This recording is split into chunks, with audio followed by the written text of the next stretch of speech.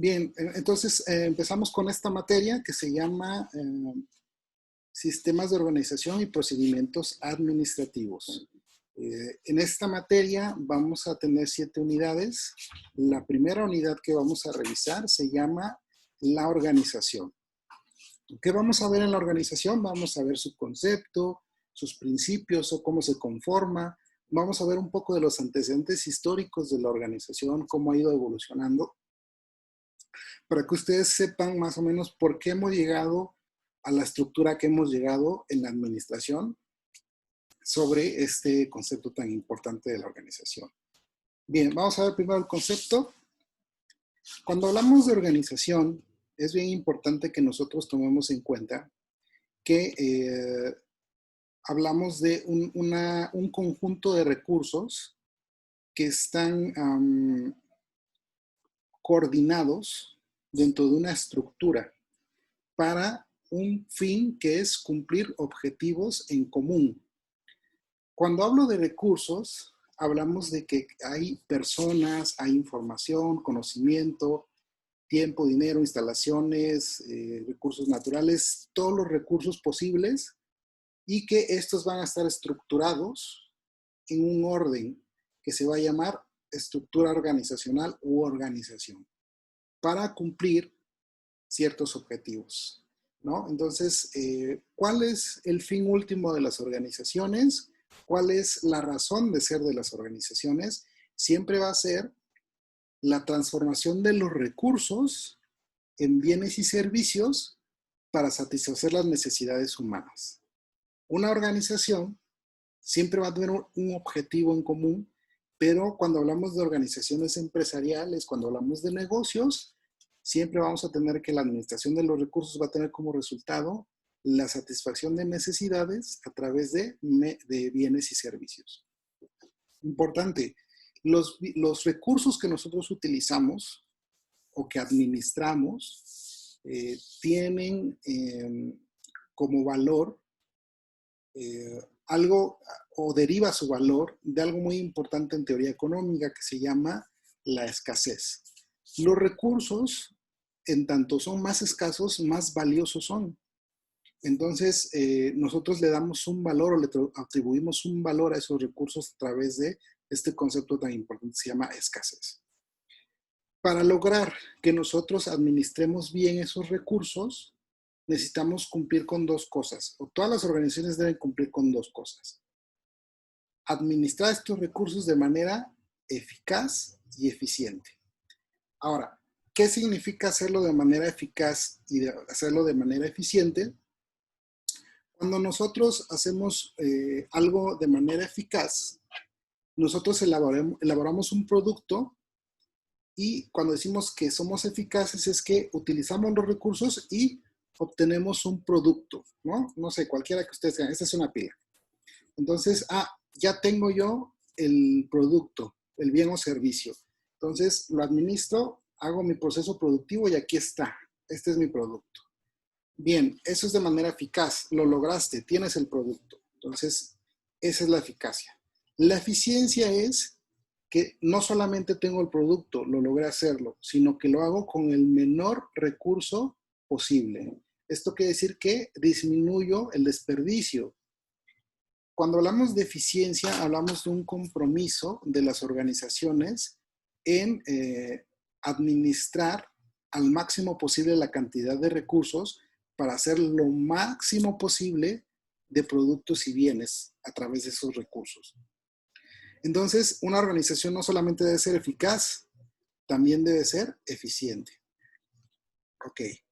Entonces, hoy en día las organizaciones han cambiado mucho a la, pues, digámoslo así, a la estructura o al concepto que se tenía en un inicio de las organizaciones. La organización tradicional, hace mucho tiempo, en sus inicios, era una organización muy estable, inflexible, que trabajaba a través de una orientación que la conocemos en su momento como la administración científica, donde el trabajo de los individuos era muy importante y mantenían sus puestos durante mucho tiempo y había un tipo de organización, un tipo de dirección muy autocrática en la que yo solamente decía lo que tenías que hacer, tú lo hacías y ya, o sea, se acabó. La nueva organización de hoy en día es una organización más dinámica, más flexible, que además de muchas cosas responde a las circunstancias en las cuales se desenvuelve. Lo que está pasando hoy en día con lo de la pandemia es un gran ejemplo de cómo la organización tiene que adaptarse a las necesidades de las circunstancias. Hoy en día, pues ya una organización se va dinamizando de tal manera que los puestos de trabajo se convierten no solamente en eso, sino que también hay equipos de trabajo, hay equipos autodirigidos. Ya los empleados también participan en las decisiones de las organizaciones. Se vuelve una administración más participativa que autocrática. Eh, Inclusive van desapareciendo en muchos de ellos algunas estructuras rígidas de jerarquía y se van autorregulando a sí mismos, ¿no? Hay propuestas muy interesantes de cómo se maneja hoy en día el home office o cómo se hace ahorita la estructura de trabajo a distancia, ¿no? Donde, por ejemplo, ahorita como estamos dando las clases, pues les podría dar clase un maestro que es de otro país sin problemas porque solamente necesita conexión a internet. Entonces, las organizaciones de hoy en día se vuelven cada vez más dinámicas y se centran mucho en las habilidades de las personas. Hoy en día valoramos mucho que las personas se capaciten, que adquieran nuevos conocimientos. Y lo que están haciendo ustedes hoy en día, que es prepararse, es una de las cuestiones que se requiere mucho en las organizaciones. Se requiere de personas preparadas, que estudien y que además se vayan adaptando a las circunstancias. Entonces, hay un cambio de paradigma muy importante en las organizaciones y es importante reconocerlo. Bien, ahora les preguntaba yo del concepto de administración, porque también es muy importante que nosotros reconozcamos qué es la administración. Bueno, en palabras simples o llanas, la administración es el proceso de tomar decisiones sobre los objetivos y la utilización de los recursos. Les decía hace rato, tenemos la necesidad hoy en día de que los recursos sean utilizados de manera eficaz y eficiente. ¿Cómo lo hace la administración? A través de sus etapas, ¿no? A través del proceso administrativo, que es planear, organizar, dirigir y controlar. Y esto va a ir alrededor de una toma de decisiones de una persona que va a ser quien dirige ese grupo y quien va a representar un papel de liderazgo en las organizaciones. Sin esta dirección, sin esta buena dirección hacia los objetivos, difícilmente una organización va a lograr tener éxito. Depende mucho de aplicar un estilo de liderazgo que sea acorde a esa organización y también acorde al contexto en el que se desarrolla.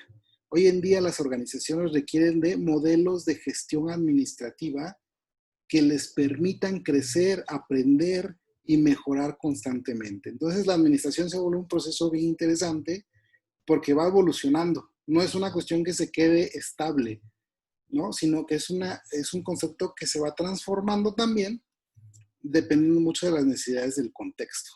Y bueno, esta sería como una forma general de lo que estamos viendo en la administración. Ahora, recuerden que cada autor y cada escuela de administración también tiene una diversa clasificación del proceso administrativo, no siempre es el mismo. Entonces, cada escuela de administración va a aportar diferentes etapas, pero este sería el modelo general. Planear, organizar, dirigir y controlar. Y luego hay una retroalimentación para ir haciendo mejora continua. Bien, antecedentes de las organizaciones. En un momento dado, durante todo el transcurso de esta materia, vamos a ir revisando muchas cosas, muchos conceptos.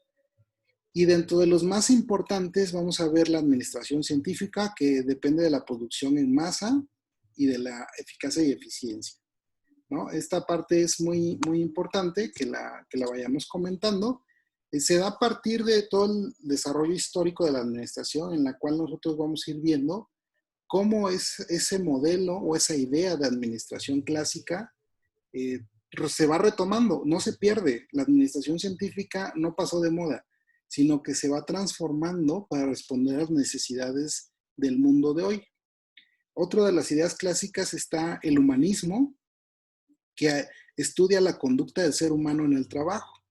Ahí podemos ver muchas cuestiones que tienen que ver con psicología industrial, que tienen que ver con el estudio de las necesidades de los seres humanos y cómo responden a diferentes estímulos para hacer que los niveles de producción crezcan, ¿no? Ese es uno de los enfoques importantes de la administración. También hay una escuela de calidad que se enfoca mucho en los procedimientos, ¿no?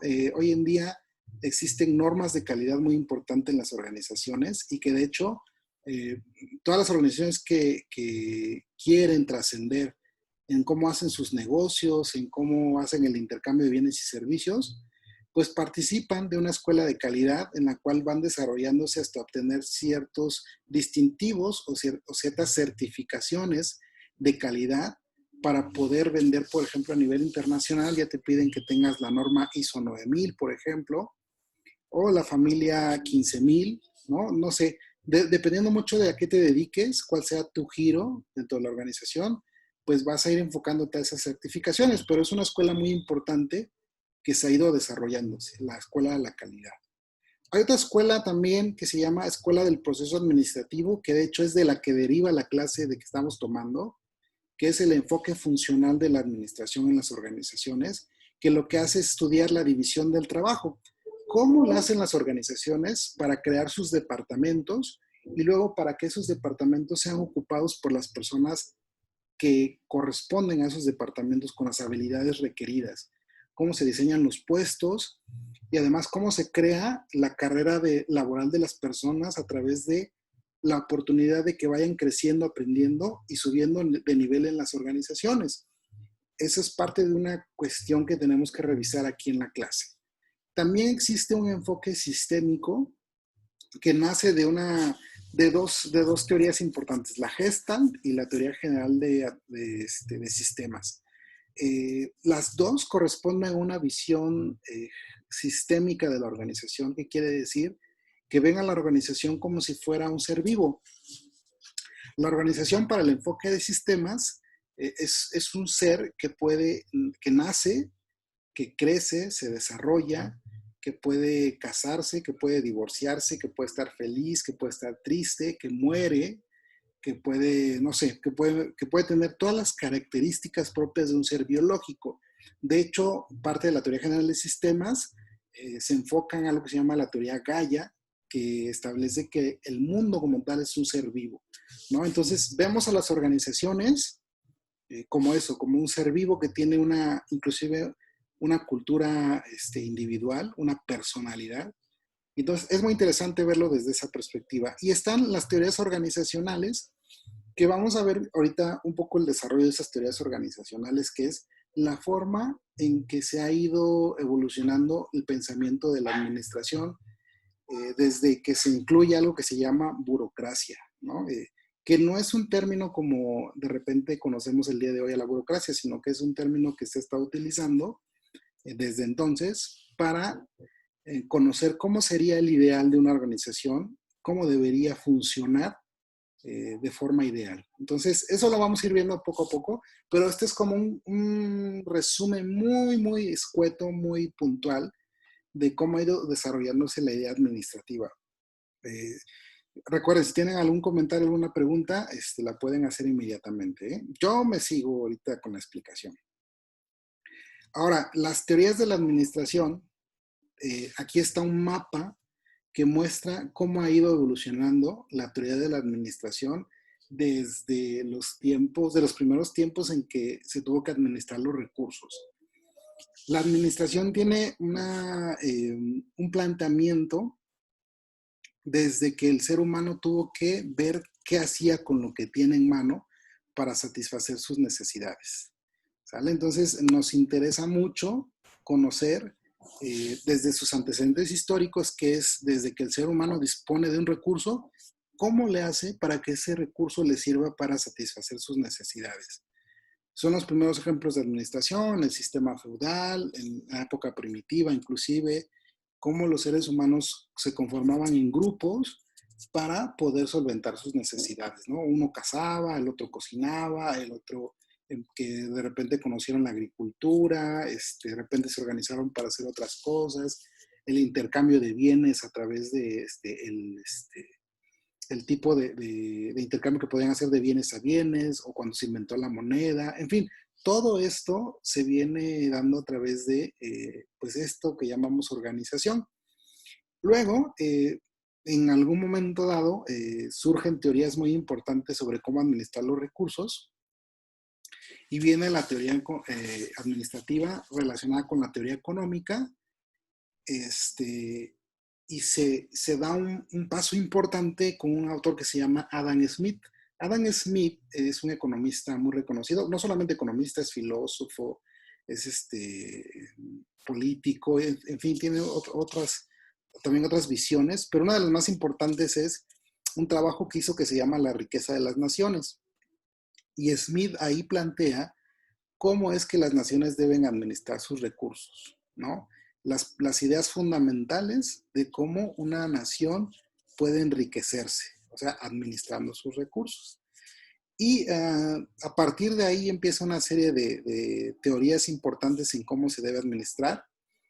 Y en ese entonces todavía había un tipo de organización monárquica donde había un rey que decidía las cosas, ¿no? Pero se fue transformando a través de este trabajo de riqueza de las naciones en un planteamiento que hoy conocemos como capitalismo, que también es muy, muy interesante, donde ahora la administración de los recursos responde a dos fuerzas importantes, que son la oferta y la demanda del mercado de bienes y servicios, ¿no? Y sucede algo muy importante que se llama revolución industrial, donde se da un avance tecnológico muy importante que es el descubrimiento y el aprovechamiento del carbón para generar la máquina de vapor. A partir de este momento, entonces, surge la administración, todavía no en masa como tal, pero sí una administración de una producción más grande, y responde a una necesidad muy importante. El gran cambio que se da a partir de la revolución industrial corresponde al inicio de la Primera Guerra Mundial. La Primera Guerra Mundial creó necesidades muy fuertes de producción, porque ¿qué pasaba con los países? Mandaban a los hombres a la guerra y las familias quedaban pues desprotegidas en un cierto sentido, porque todos los recursos de alimentación y lo que pudiera haber en el país se enviaba a la milicia, y entonces se terminaban los recursos y no había cómo producir más. Entonces la revolución industrial vino a responder a esa necesidad importante de producir cada vez más. Se instalaron plantas para producción de armamento, y también se especializó a cierto grupo de personas para producir alimentos, ¿no? Pues para responder a esta gran necesidad. Y entonces se da la revolución industrial, se da el principio de la producción en serie y en masa. Una vez que tenemos este antecedente tan importante, empieza a interesarle más a la humanidad saber cómo no solamente producir, sino producir más y más rápido. Y entonces empiezan los primeros planteamientos importantes. Empieza la administración científica, luego se dan las teorías generales de la administración, se involucra el método cuantitativo, luego el comportamiento organizacional, el enfoque sistémico y el enfoque de contingencias. Eso los vamos a ir viendo así muy rápido ahorita. Les voy a dar así como rapidísimo una explicación un poquito de cada una de ellas. Y bueno, igual, si tienen algún comentario o una pregunta, me lo dicen inmediatamente.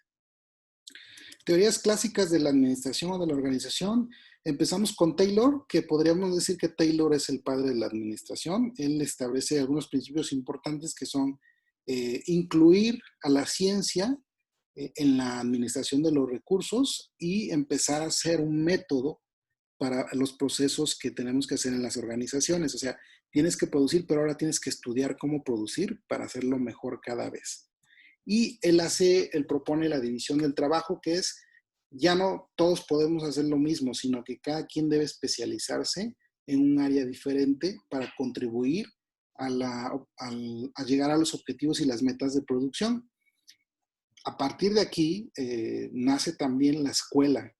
¿no? La universidad, como ustedes la conocen, así como ustedes entraron ahorita a una universidad y van en su tercer o cuarto semestre, ahí nacen las escuelas, pero las escuelas en ese entonces el planteamiento era, vamos a enseñar a la gente pues oficios, vamos a darles conocimientos técnicos para que puedan trabajar en las fábricas. Entonces tú entrabas a la escuela, te formabas, te capacitabas, e inmediatamente te ibas a la fábrica a trabajar. No es como ahorita que estudias una licenciatura y luego tienes que competir para encontrar un trabajo, ¿no? En ese entonces te capacitaban rapidísimo y ya te ibas a trabajar porque ya había una necesidad latente de gente que tuviera conocimientos técnicos para producir. Luego viene Frank y Lillian Gilbert, ellos hacen estudios de tiempos y movimientos y, bueno, establecen un manual de movimientos que se llama los TERBLICS.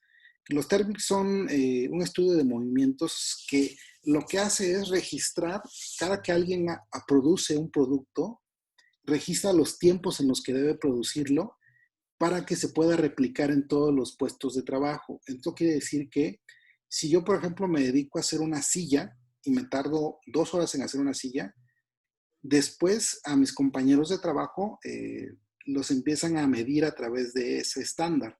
Entonces, tú debes tardarte 2 horas en hacer una silla. Por lo tanto, en 10 horas me debes entregar 5 sillas. Si no lo haces, entonces no estás cumpliendo con tu trabajo, ¿no? Entonces, empezaron con una medida de cuánto tiempo y qué movimientos requieres para hacer las cosas.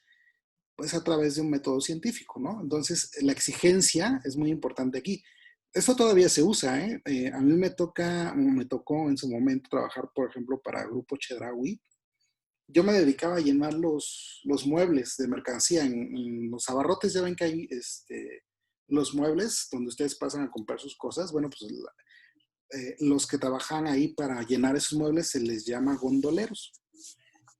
Entonces, llegas y empiezas a llenar tu mueble de mercancía y los jefes te van bien, te van checando tu tiempo, cuánto te tardas. Cuando te tardas demasiado o ven que estás platicando, perdiendo el tiempo, te dicen, a ver, ven, te voy a aplicar tu estudio de tiempos y movimientos. Entonces te dicen, para llenar este mueble nosotros ya tenemos un estándar de tiempo, te debes de tardar 2 horas.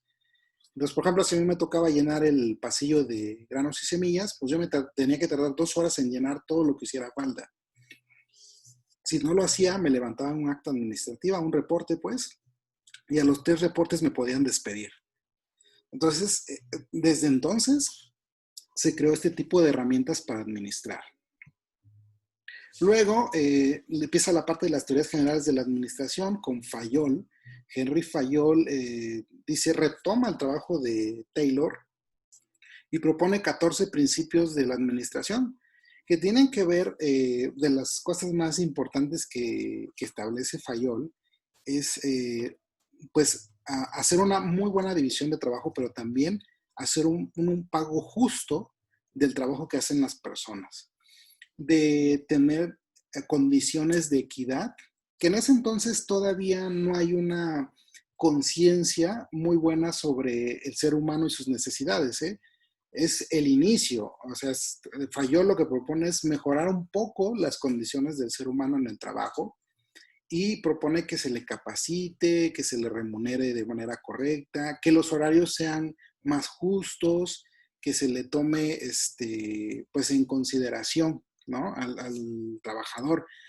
Todavía aquí hay un enfoque mecanicista del ser humano en el cual consideramos al ser humano solamente como una máquina que va a producir. Y Fayol empieza a meter el concepto de el ser humano no solamente es una máquina, nos interesa también sus motivaciones, ¿no? Entonces, muy a inicio, ¿no? Es una introducción nada más. De ahí viene Max Weber. Max Weber propone la burocracia ideal.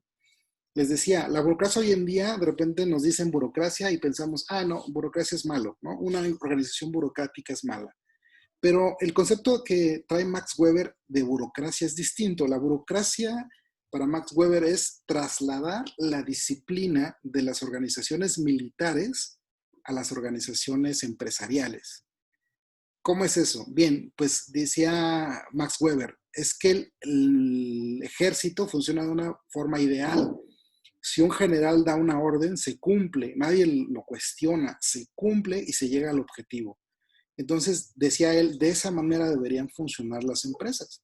Entonces, dice Max Weber, debe haber una correcta división del trabajo, o sea, debemos tener los elementos correspondientes en cada área. Debe haber una jerarquía de autoridad muy bien definida, que no se pierda esa unidad de mando. Debe haber una selección formal de las capacidades que necesitan las personas para que yo los pueda contratar. Debe haber reglas y normas formales que se apliquen a todas las personas. O sea, como en el ejército, ¿no? Si hay un castigo, así se debe aplicar siempre a quien infrinja una regla, sin lugar a dudas.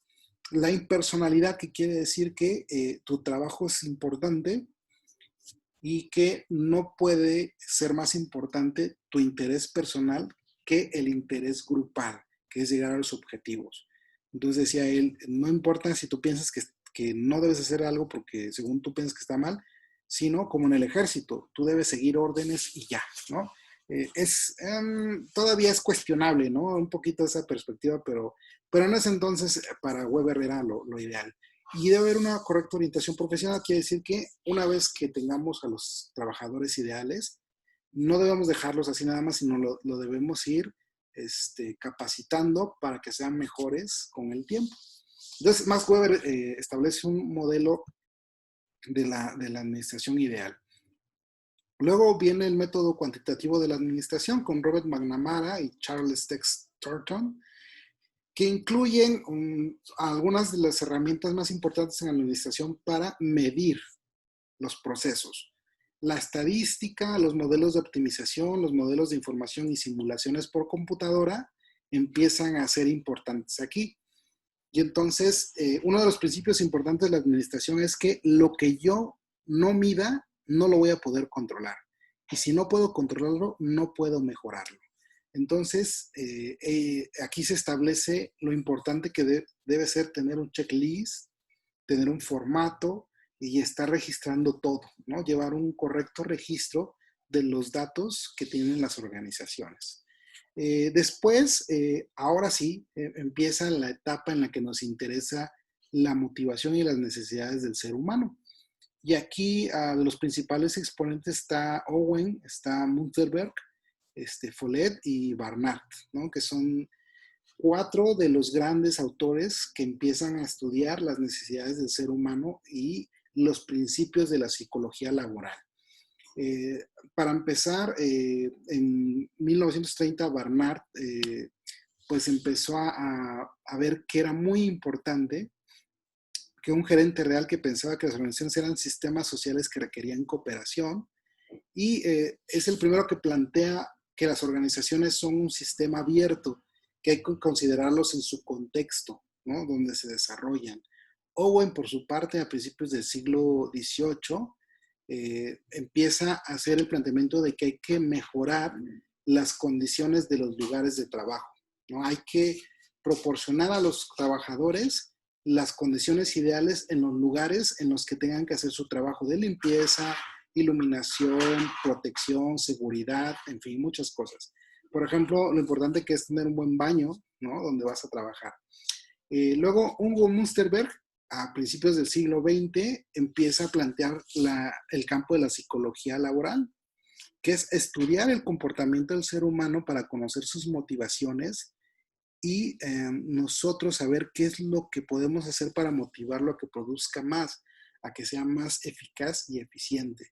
Y por su parte, Follett, también a principios del siglo XX, establece que las personas compartimos dentro de los lugares de trabajo valores éticos, ¿no? Y que dentro de esos valores éticos se construye una cultura organizacional.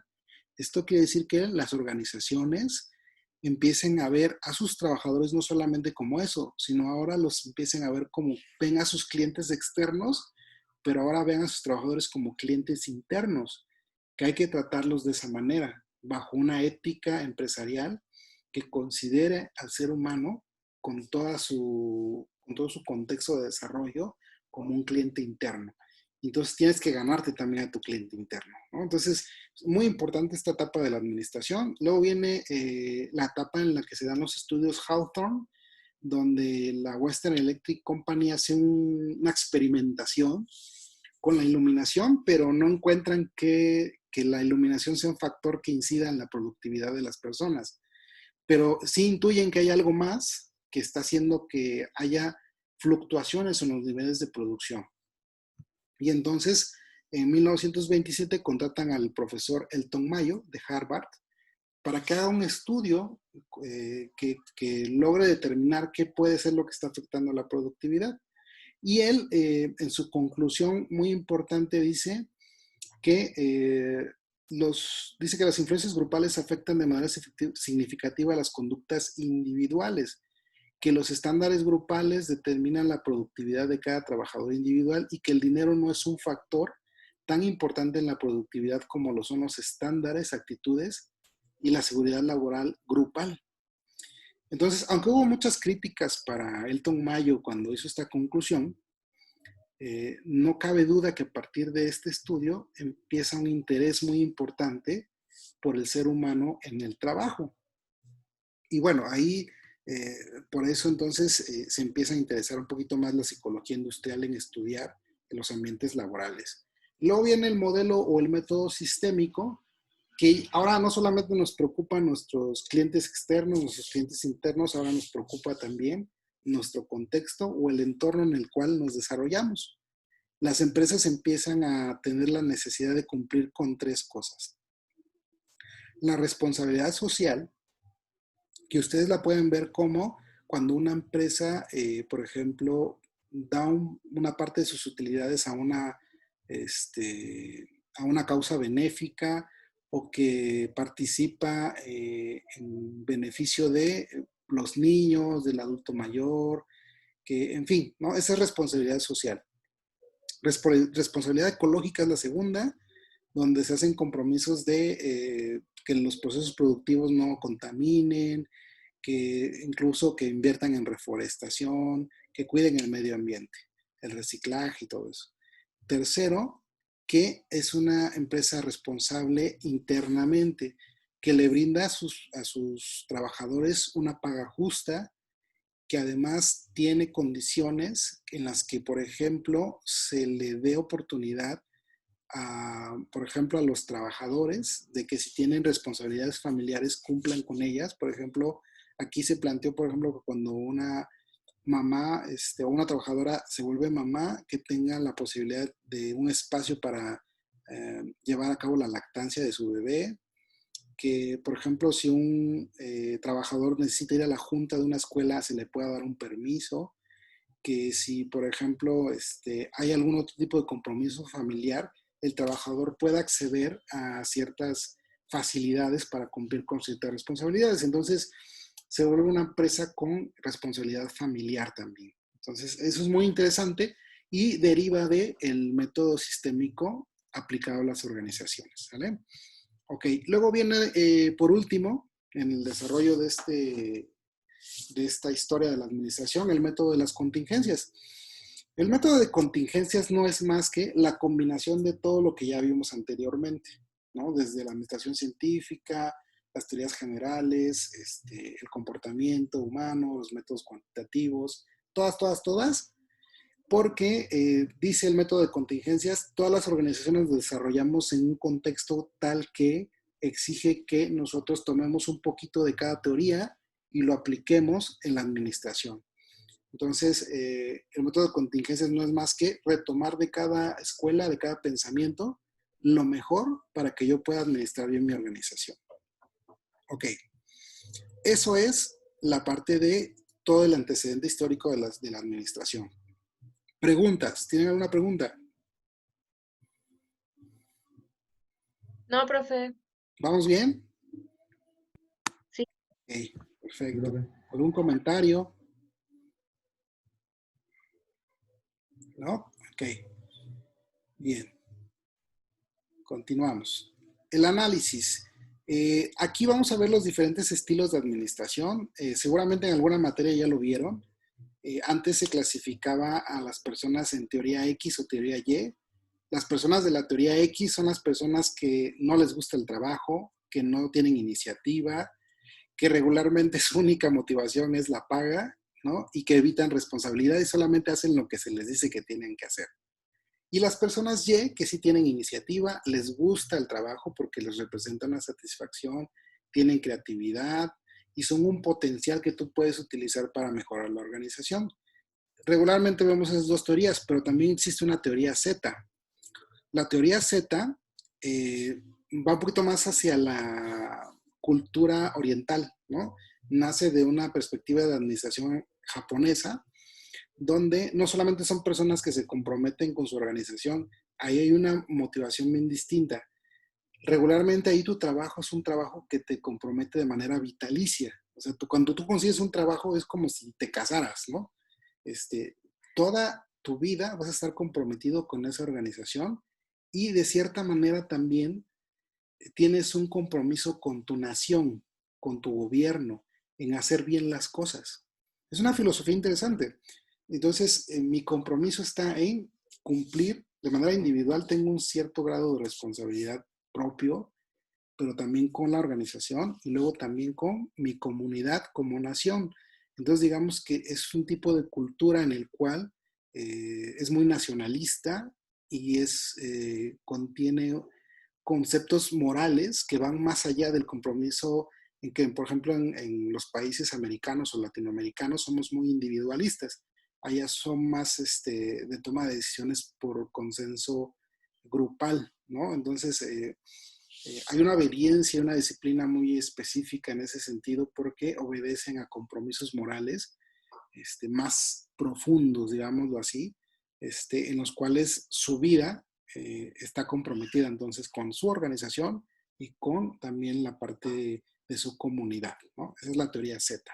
Muy interesante. Si no la conocían, aquí está la redacción y ya la pueden leer más adelante si gustan cuando les dé las diapositivas. Ahora, de esto deriva que nosotros podamos aplicar diferentes estilos de administración en las organizaciones. Dependiendo mucho de muchas circunstancias, ¿eh? No piensen que nada más se dan porque sí. Ahorita les estoy presentando 4 estilos de administración, que también espero que ya lo hayan visto en algunas de sus materias de administración. Está el sistema autoritario coercitivo, el autoritario benevolente, el consultivo y el participativo. El autoritario coercitivo es un sistema de administración donde yo tomo las decisiones como director o como jefe o gerente y nadie más puede contribuir o inclusive poner en duda las decisiones que yo tomo, ¿no? Es un sistema en el cual no hay comunicación, solamente se da la indicación y se hacen las cosas. Las relaciones interpersonales no son permitidas en este tipo de organizaciones, inclusive se prohíben temas en los cuales puedas relacionarte con los empleados, no hay. Y el sistema de recompensas es raro, no hay recompensas. Alguna vez podrá haber alguna recompensa en términos de bono de sueldo o material, ¿no? O sea, es una cuestión de tú tienes que hacer tu trabajo, cumple con eso y ya, no hay más. Hay un segundo que se llama autoritario benevolente, donde sigue siendo casi la misma estructura, solo que en ya hay una apertura para que un cierto grupo, que en este caso serían solamente aquellos que estén en un nivel jerárquico, puedan contribuir con ciertas cosas en la toma de decisiones. Entonces ya no solamente es una persona, sino ya se vuelve un poco un grupo que va a dar las indicaciones. El sistema de comunicaciones se vuelve un poquito más abierto, por lo que existe ahora un grupo que puede contribuir, pero sigue siendo que no se toleran las relaciones entre trabajadores, que no se pueden formar grupos, que no hay una interacción. Y aquí hay medidas disciplinarias en las cuales te sancionan si no cumples con las actividades y rara vez puede haber alguna recompensa social. ¿Qué quiere decir? ¿Qué hablamos con recompensa social? Que puede haber reconocimiento al buen trabajo, ¿no? Entonces, rara vez va a haber eso, ¿no? Entonces, pero ya va un poco cambiando la perspectiva. Luego hay un sistema consultivo. El consultivo es que ahora sí se puede hacer digamos, así como lo dice, una consulta para que la toma de decisiones participen un poco los empleados y haya un poco de consenso respecto a lo que se tiene que hacer. Aquí sí se facilita el flujo de información tanto de gerentes para abajo como de operarios para arriba, ¿no? Con sus ciertas restricciones, pero sí las hay. Se deposita más confianza en las personas, empieza a haber un poco más de trabajo en equipo, se empieza a organizar las personas y aquí por lo regular ya encontramos recompensas materiales y también ya hay recompensas sociales y donde se reconoce el buen trabajo de las personas. Rara vez, pero sí las hay. Y ya el último es el sistema participativo donde es totalmente delegado. Aquí el gerente, el dueño, confía en toda la organización y delega funciones, ¿no? Delega responsabilidades. Las comunicaciones son vitales para poder hacer el trabajo.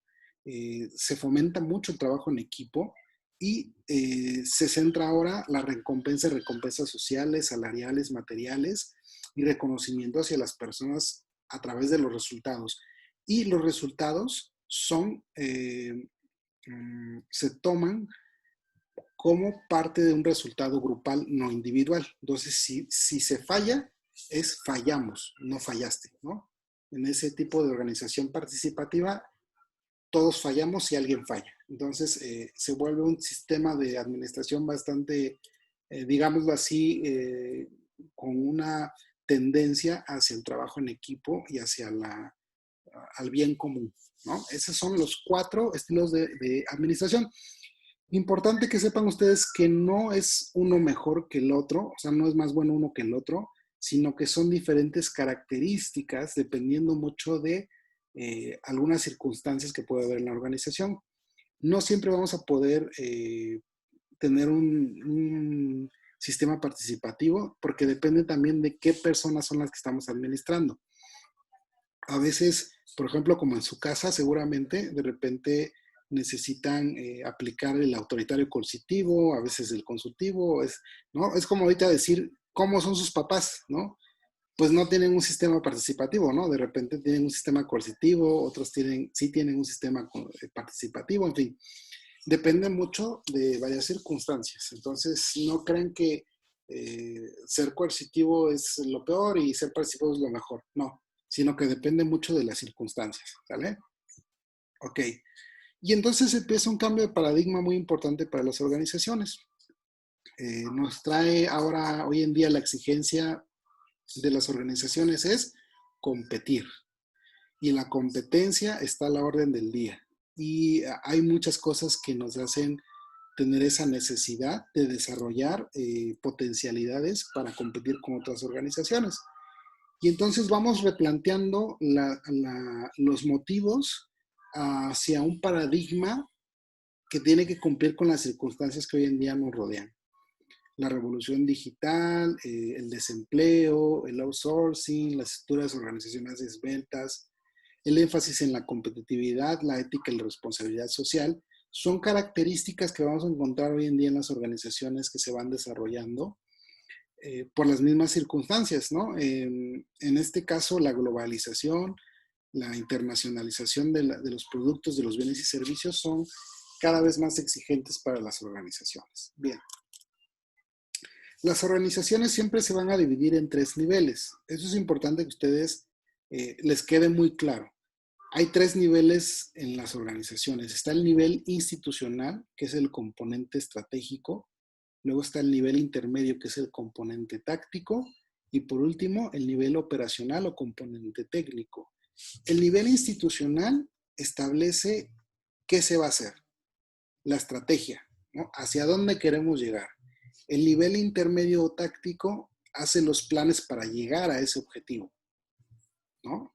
Y el nivel operacional hace lo que dicen los planes. O sea, el nivel operativo nada se encarga de hacer las cosas.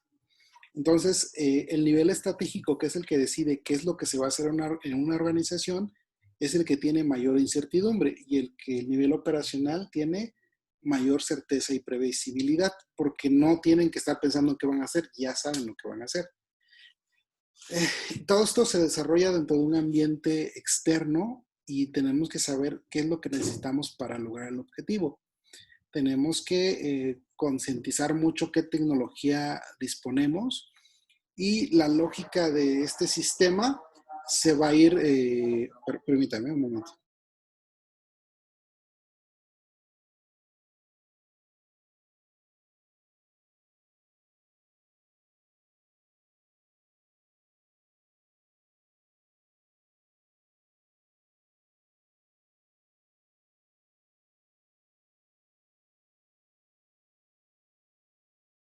Ok, ahí está. Entonces, les decía, es muy importante que a ustedes les quede muy claro que son los niveles organizacionales, pero esto no quiere decir que un gerente no participe del nivel táctico o no significa que un gerente de repente se ponga a hacer las cosas, pero es muy importante que un gerente no pierda su función de dirigir y de establecer la estrategia. Así como un componente táctico, alguien que es coordinador, que es jefe de departamento, no debe de perder de vista diseñar sus planes y programas para cumplir con los objetivos. A ver, permítanme.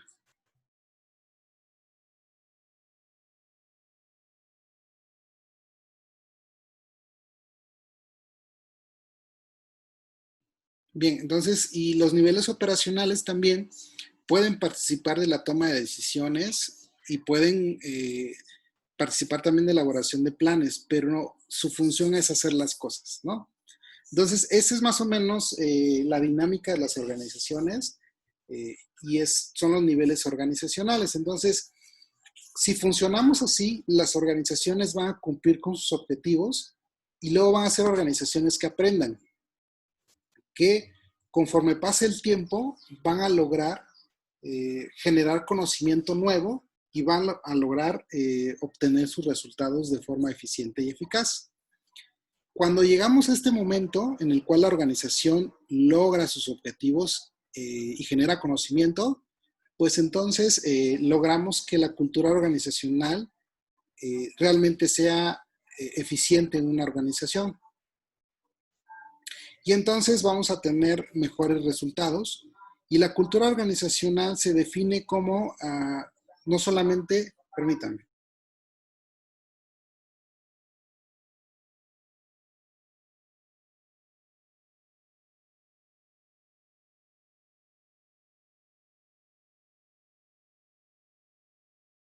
Ok, no solamente se compone la cultura organizacional de aspectos visibles, sino también hay una parte o aspectos informales y ocultos de la organización. La parte visible de una organización siempre es su organigrama, sus manuales, sus políticas. Pero si alguna vez ustedes ya han estado trabajando en una organización, hay muchas cosas que no se ven, ¿no? Que están detrás de lo que puede ser la imagen de la organización, donde de repente hay percepciones y actitudes de las personas, patrones de influencia y de poder, sentimientos y normas grupales, valores y expectativas. O sea, todo lo que la gente no puede percibir de una organización también forma parte de su cultura. Es como de repente pasa a veces con las personas. Los vemos o los conocemos de alguna manera, pero ya conocerlo a más a profundidad nos damos cuenta de otras cosas, ¿no? Así pasa con las organizaciones, tienen su cultura, su personalidad que los distingue, pero también tienen características que a veces no conocemos o no reconocemos a simple vista, sino necesitamos adentrarnos más para conocer. Bien, y esa es la cultura organizacional. Bien, vamos hasta aquí. Sería la parte teórica. Nos vamos a ir a la plataforma. Si ¿tienen alguna duda o alguna pregunta? Porque vamos a pasar a hacer un ejercicio. No, profe. ¿Ah? Ok. Bien. Voy a dejar de compartir pantalla porque vamos a ir a la plataforma. Déjenme ver. Aquí está. No, este no es. A ver. Es este. Aquí está. Bien. Entonces vamos a ir a su tablón y van a encontrar una actividad que se llama concepto de organización y administración. Y aquí hay algunas preguntas. Fíjense, ahora sí, ya que hemos revisado toda la teoría, vamos a, por favor, elaborar con sus propias palabras el concepto de organización y el concepto de administración. Esa sería la primera parte de la pregunta.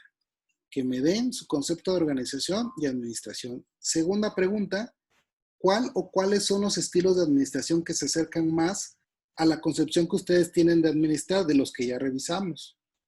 Y tercero, ¿qué estilo de administración considera usted que sería ideal ¿Por qué? Si se animara a ponerlo en práctica, ¿con qué fortalezas y oportunidades podría contar y qué debilidades y obstáculos se le podrían presentar? Piense en si ustedes dirigieran una organización, ¿qué estilo les gustaría ocupar?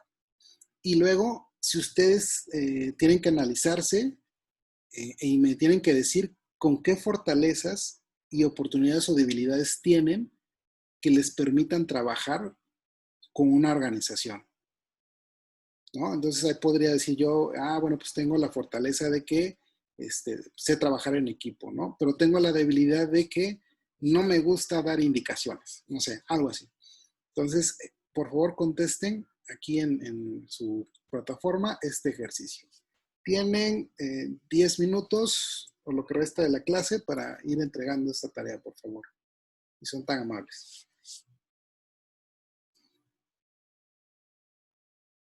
Profesor, yo tengo una pregunta.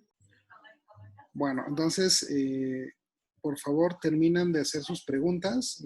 Las voy a estar revisando y en su caso voy a estar haciéndole observaciones a cada uno sobre lo que deben de estar contestando.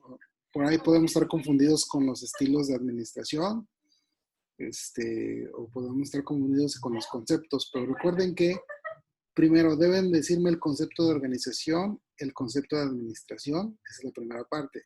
Segundo, ¿cuál o cuáles estilos son los que se acercan más a lo que ustedes pensaban que era administración? Y tercero, ¿cuál elegirían si ustedes fueran a dirigir una organización? ¿Y cuáles son las fortalezas y debilidades que ustedes tienen para poder hacer uso de ese estilo de administración? No se les vaya a olvidar, ¿sale? Entonces, quedo a esperar sus respuestas. Les deseo una excelente noche. Nos estamos viendo en la próxima semana. Y recuerda que les voy a subir el video y les comparto las diapositivas. Que estén muy bien. Saludos. Nos vemos. Gracias, profe. Bye. Hola, profe.